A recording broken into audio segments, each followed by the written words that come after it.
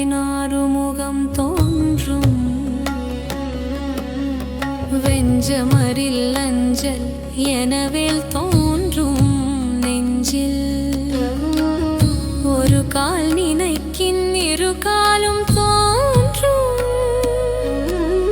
முருகா என்று ஓதுவார் முன் அஞ்சு முகம் தோன்றினாறுமுகம் தோன்றும்